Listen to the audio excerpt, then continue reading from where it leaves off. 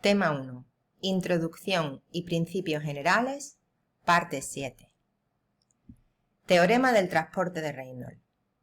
Las ecuaciones fundamentales de la mecánica de fluidos no son más que las ecuaciones de conservación que habéis visto en otras asignaturas. Ecuación de conservación de la masa, ecuación de conservación de la cantidad de movimiento o segunda ley de Newton y ecuación de conservación de la energía o primer principio de la termodinámica. En estas ecuaciones van a aparecer derivadas de integrales extendidas a volúmenes fluidos, pero un volumen fluido se mueve con una velocidad que es la incógnita de mi problema y por tanto no voy a poder resolver estas derivadas. Voy a introducir lo que se conocen como volúmenes de control que se van a mover con la velocidad que yo elija y sí que voy a poder resolver las derivadas de integrales extendidas a volúmenes de control. En un volumen fluido, las partículas que pertenecen al volumen fluido en un instante pertenecen a dicho volumen fluido en instantes posteriores. El volumen fluido se mueve con la velocidad del fluido, que es la incógnita de mi problema.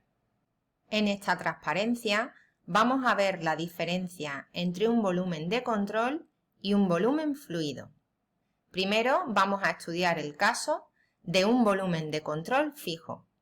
Imaginemos que tenemos una galleta que se desplaza verticalmente en el seno de un fluido, por ejemplo miel, hacia una mesa.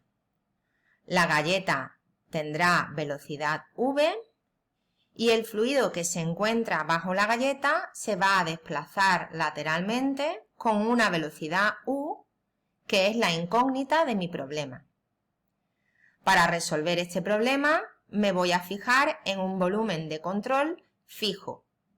Voy a tomar su pared superior coincidiendo en T sub 0 con la galleta, una pared inferior que coincide con la mesa y una pared vertical cilíndrica de radio genérico R.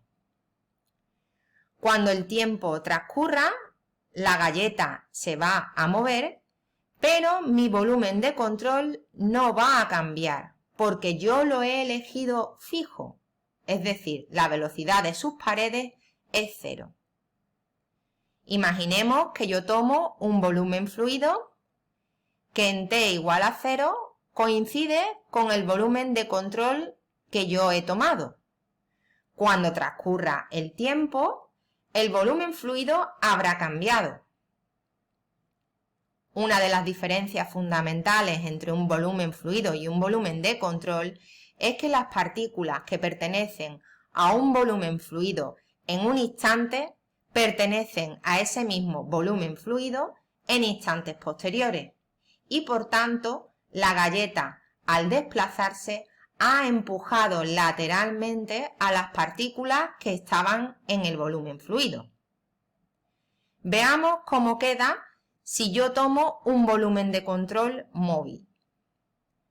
En T0 el volumen de control va a tener el mismo aspecto que en el caso anterior. La diferencia es que yo voy a elegir la superficie superior que coincida siempre con la galleta. Cuando el tiempo transcurre, la galleta se mueve y mi volumen de control también ha cambiado. Es más pequeño que el que tenía inicialmente. De nuevo me voy a fijar en un volumen fluido que en el instante inicial coincide con mi volumen de control. Cuando el tiempo transcurra, mi volumen fluido también va a cambiar y va a ser el mismo que el que tenía en el caso anterior. El volumen de control lo elijo yo y por tanto de mí depende elegir un volumen de control fijo o uno móvil. Va a haber problemas que se van a poder resolver perfectamente tanto con un volumen de control fijo como con uno móvil. Va a haber problemas que aunque se puedan resolver de las dos maneras, una va a ser más fácil que la otra. Y va a haber problemas como este en el que solo uno de los volúmenes de control tiene sentido. Como ya he mencionado anteriormente, las ecuaciones de conservación solo valen para fluidos y por tanto yo no puedo resolver este problema con un volumen de control fijo, porque tendría la galleta en medio de mi volumen de control. Veamos el teorema de transporte de Reynolds para un volumen de control. El teorema del transporte de Reynolds es una generalización tridimensional de la regla de Leibniz que estudia la derivada de una integral respecto a un parámetro. En esta asignatura no vamos a ver su demostración porque considero que conlleva bastante tiempo y no os aporta demasiado. El que tenga interés pues la puede buscar en cualquier libro de matemáticas. Básicamente lo que dice es que lo que cambia la magnitud phi en mi volumen de control es lo que cambia phi porque el tiempo transcurre más lo que cambia phi porque mi dominio de integración se mueve con velocidad v sub c. Esta integral nos recuerda a las que hemos visto en el transporte convectivo. Sin embargo, no es un transporte convectivo, porque la velocidad que aparece aquí es la del volumen de control, no la del volumen fluido.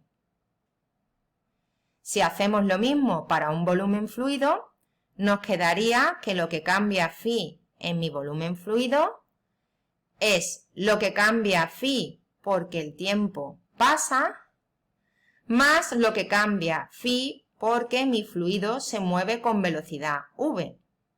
Esta integral también es una integral de tipo convectivo, pero no es un transporte convectivo, porque la superficie sigma sub f se mueve. Fijaros en que la diferencia fundamental entre el teorema del transporte de Reynolds para un volumen de control y un volumen fluido es el dominio de integración, aquí es el volumen de control y la superficie de control, y aquí tenemos el volumen fluido y la superficie fluida, y además aquí aparece la velocidad del volumen de control y aquí aparece la velocidad del fluido. Imaginemos una situación en la que yo elijo mi volumen de control en T igual a mi volumen fluido en T y por tanto mi superficie de control en T será igual a mi superficie fluida en T. Sin embargo, mi volumen de control en T más diferencial de T será diferente de mi volumen fluido en T más diferencial de T, y mi superficie de control en T más diferencial de T también será distinta de mi superficie fluida en T más diferencial de T, ya que el volumen fluido se mueve con velocidad v y el volumen de control con velocidad v sub c, que en principio son distintas. Si escribo el teorema del transporte de Reynolds para un volumen fluido, obtengo D igual a E más F. Voy a comparar los términos uno a uno. Si comparamos el término A y el término D, nos damos cuenta de que son diferentes, porque el integrando es el mismo y el dominio de integración es el mismo, pero aparece una derivada que afecta tanto al integrando como al dominio de integración, y nosotros sabemos que el volumen de control en T más diferencial de T no es el mismo que el volumen fluido en T más diferencial de T. Si comparamos B y E, nos damos cuenta de que son iguales, porque el integrando es el mismo y el dominio de integración es el mismo. Si comparamos los términos C y F, observamos que son diferentes, porque el integrando es distinto. El término D es igual al E más el F. Puedo escribir que el término E es igual al B y por tanto D es igual a B más F. Por otro lado, B es igual a A menos C y puedo escribir D igual a A menos C más F. Reordenando, me queda D igual a A más F menos C.